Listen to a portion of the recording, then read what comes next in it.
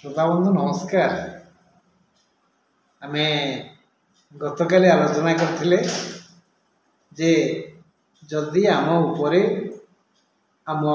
जनक जननी माने माता पिता संतुष्ट तेबे कौनसी ग्रह आमको प्रपीड़ित करिपारिबे नाही।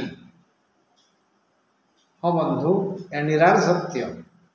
आपको लेखा है जे लिखिंट से महाज्ञानी पिता स्वर्ग पिता धर्म पिता ही परम तप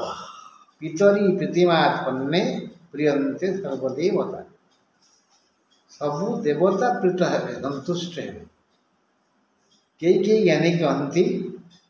पिता माता जीवितावस्था पुओ ठारू श्राद्ध खोजती। श्राद्ध शब्दर अर्थ है श्रद्धा तांकर भोजन पाई रुचि मुताबक खाद्य रुचि मुताबक वसन रुचि मुताबक व्यवहार रुचि मुताबक तीर्थ दर्शन इत्यादि इत्यादि जहाँ आम द्वारा संभव यदि आम कराई पारिबा ताले आमर अभूतपूर्व मंगल हम। विशेषकर आमर भविष्य जो संतान माने से माने एते उत्तरोत्तर उन्नति करिवे जे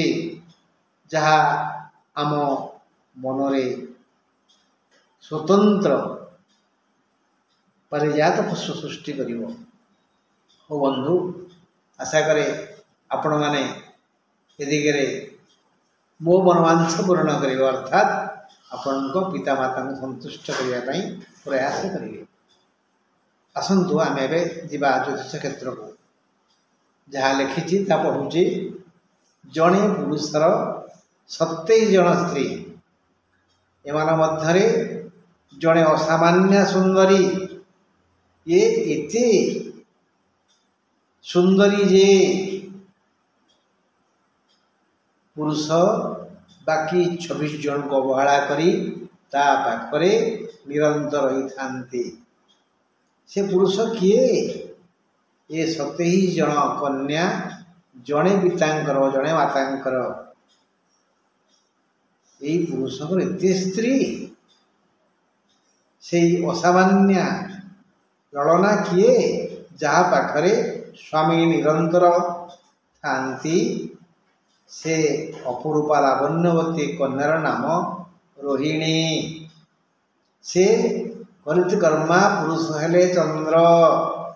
ये 27 कन्या ही 27 नक्षत्र जन्म समय चंद्र तांकर जो पत्नी पाखरे थिबे शिशुर से नक्षत्र हेबो 12टी राशि माने 12टी बंगलारे ये 27 राणी रहंती आउ ए राजा चंद्र राजा से पाखु जाती। से दिन जो राशि क्षेत्र थाए जन्मित शिशुर से राशि हुए। मात्र ये 27 कन्या के मध्य 9टी कन्या सर्वदा दी घर कुणिया होई थांती। दीटा बंगला को बुली जाती। 9टी कन्या 9टी राणी 9टी नक्षत्र दी नाबरे गोड़ दे नई पारी होउथिबा लोकर अवस्था जहाँ होता है यही व्यक्तिंकर ठीक सैया होता है। अर्थात जो 9टी नक्षत्र कथा आम या पर आलोचना करिबा सेई नक्षत्र विशिष्ट व्यक्तिंकर भाग्य यही भली होता है। दी घरर कुणिया उपास रहिला परी एई व्यक्ति जीवन सारा हैरान हरकत हुअन्ति। आस से धर्म पत्नी मानक पाखकु जाई पचारि बुझिबा सेमानक नाम कौन। कृतिका कृतिका मेष कृतिका वृष 3 विभक्तक 1 4 3 विभक्तक 2 मृगशिरा वृष मृगशिरा मिथुन 5 विभक्तक 2 5 विभक्तक 3 तेणु कृत्तिका नक्षत्र जार से मेष हो कि वृष हो मृगश्रेय नक्षत्र जार से वृष हो कि मिथुन हो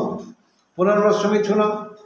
7 विभक्तक 3 पुनर्वसु कर्कट 7 विभक्तक 4 से भली उत्तर फाल्गुनी सिंह उत्तर फाल्गुनी कन्या चित्रा कन्या चित्रा तुला 14 विभक्तक 6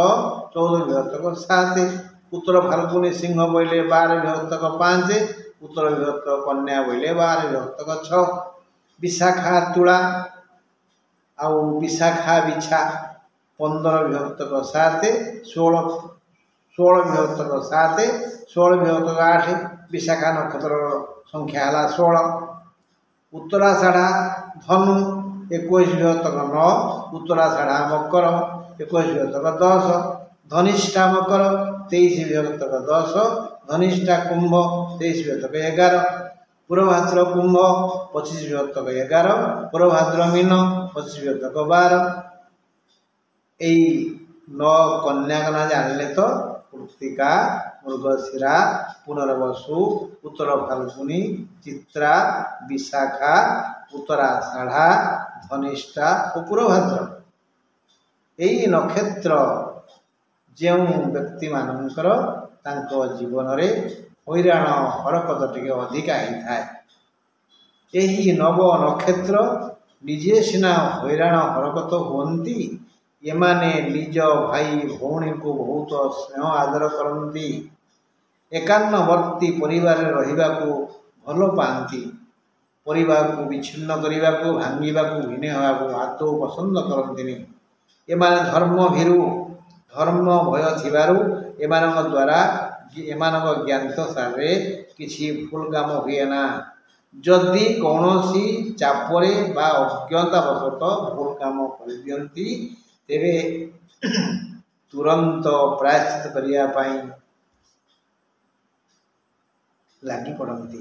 आचार्य गुरु ब्राह्मण पंडितों शरणापन्न हमें तेणु बंधु यही नक्षत्र संपन्न व्यक्ति ही महान से सीना हैरान होती तुमको ये दुनिया प्रणाम करे भाई तुम्हें ही भल लोक